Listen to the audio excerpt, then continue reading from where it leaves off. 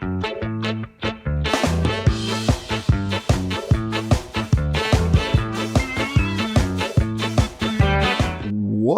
going on, everyone? Juicebags here, and welcome back to some Dungeon Defenders 2 and another Hero Spotlight.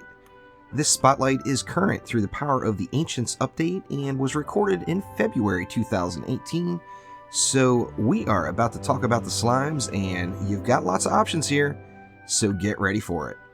Now, first off, the slimes are definitely incorporated in the Dryad's 1-2 punch, as bees alone are not necessarily spectacular in every situation, and slimes not only help fill the void, but if you look at that damage dealt number at the end of the map, slimes will almost always deal more overall damage than any other Dryad defense on the map, and it absolutely is a powerhouse. In Chaos 7, shy of having flyer control, you can use slimes alone. Trees and slimes will do it just as good as trees and bees, in some cases even better. Now, slimes do have lots of options on how to equip. Of course, a medallion or a mark would be your main choices. When you go through and do the math, medallions generally will win the race, as you see here, the attack damage on the slime pit is very high, and that comes from the defense power available on the medallion. Now, a mark still will do pretty decent, and I did a little DPS comparison. Now, as you notice, we don't have a DPS tooltip on the slime pit. Now, there's a couple of reasons for this. First off, just the nature of the slime and how it works. The slimes are going to spawn once per second in this situation with this set of gear, and they are not going to expire until they blow up. So we need the slimes to go do their suicide run and blow up on the baddies before another slime will be created. If there's nothing in the area, then the slime pit will remain dormant, the slimes won't do anything, and the slime pit certainly won't spawn any new ones. Now, in that DPS comparison, I did use this particular mark, which in some areas this mark is a little better than the medallion. In other areas, I guess the defense crit damage is higher on the medallion than the defense power is on the mark. However, overall, this mark is actually a better piece, yet the mark did not live up to expectations as far as the numbers go. And here they are. The medallion at Tier 1 did 695,000, all the way up through 1.8 million at Tier 5. The mark at Tier 1 did 660,000, all the way up to 1.5 million at Tier 5. So the medallion won the race in overall DPS, and is definitely the go-to choice that I use. However, these numbers are still relatively close. They'll still get you to a victory screen, and you should use whatever defense or whichever relic you like the best, and of course the best in your bag. We're all victims to RNG. If you've got an exceptional mark and you don't have an exceptional medallion, by all means use the mark. It's still going to get you to a win. Now, as I discussed the nature of the slimes and how they work, they go out to the target and blow up. So that's where the respawn rate comes into consideration. Now, those DPS numbers I shown, they're not actual DPS like you would calculate from a different defense. What they are is the slime's potential, as the slime has to get to the target and blow up prior to doing any damage. The damage is not coming from the slime pit itself, but from the individual slimes as they do their kamikaze runs. Now, with the amazing range that the slimes do have, this is kind of a double-edged sword. First off, the range allows you to use slimes in every single Chaos tier, even Chaos 2 and Chaos 5 with cyborgs, as all those cyborgs will disable slimes since they are a trap. Carefully placed slimes can easily take a cyborg down prior to the cyborg getting in disable range to do anything at all to the slimes. So by all means, get aggressive with your slimes, put them up there, get them right up to the edge of a spawn, try it out and see what you think. Now, my go-to in-game shards, of course, are defense crit damage, power transfer, and defense rate.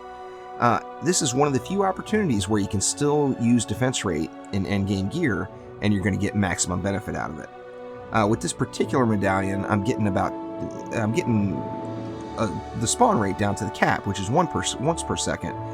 Without defense rate, I'm at about 1.24 per second. so it does slow it down substantially enough where I chose to go ahead and throw a defense rate in it. Now that also allowed me, since I am going over the speed cap a little bit, to not necessarily sweat that my speed roll is not fantastic on this medallion, and the other stats are good enough for me. I'm very happy with how they go. Now, start to finish, the shards that you're going to want to use in the slimes throughout the course of the game. Defense crit damage, of course, is the bread and butter. One of the first shards you're going to get for defenses. One of the shards you're still going to be using at end game, no doubt about it. Destruction in early game is a very valuable tool. Destruction really should go in every one of your defenses if you're prior to Chaos 4. Defense critical strike. Of course, we all know the defense cap is 33% on crit chance. You want to get most of that from your Ascension, but if you don't have enough Ascension to max that out yet, defense critical strike could potentially come in handy. Deadly strikes. Now this, along with lots of other defenses, well, lots of the Dryad's defenses anyway, are going to follow a simple rule. Use deadly strikes until you get your range gambit for slimes maxed out. Once you get your range gambit maxed out, drop deadly strikes and get some more damage going on your slimes. I talked a little bit about the range of them before. The slimes range with the gambit is exceptional. If you increase this any further, the slimes are some slow-moving little critters, and it takes them a long time to get to their target. So, although you do want range, you don't want it to be too great to slow down the slime's overall potential.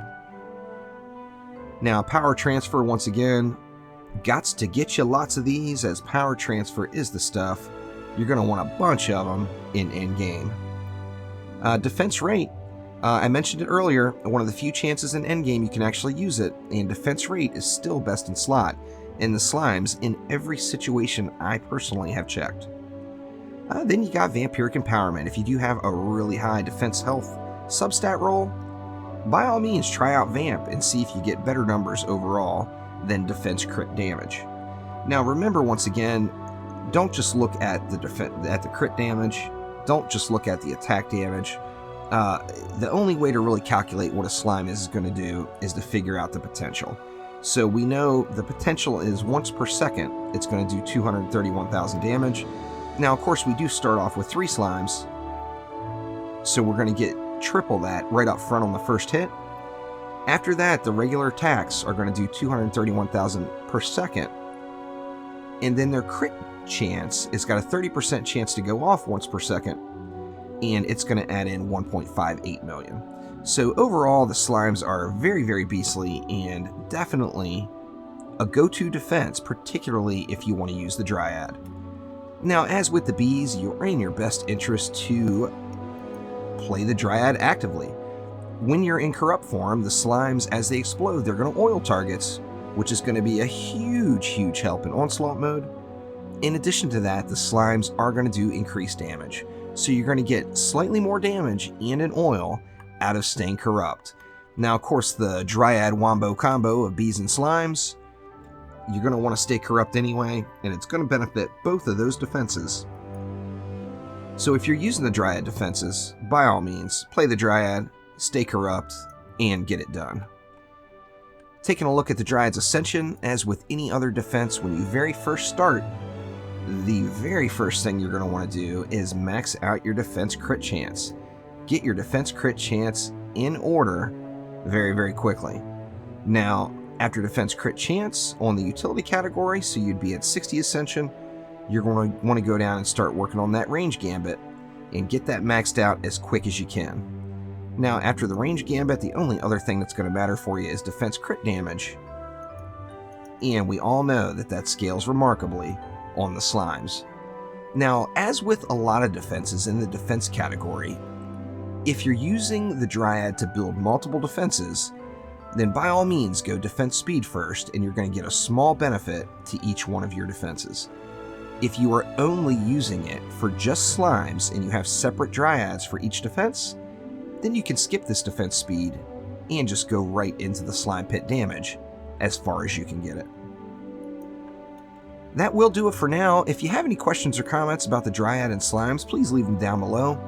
And in addition to that, I mentioned it earlier in the B Spotlight, but I am going to go through all the Dryad's defenses first, and then I'm going to move along to another hero. So let me know in the comments below what hero you want to see spotlighted next on the defenses side of the game. So thank you once again, and I will see you next time. Take it easy.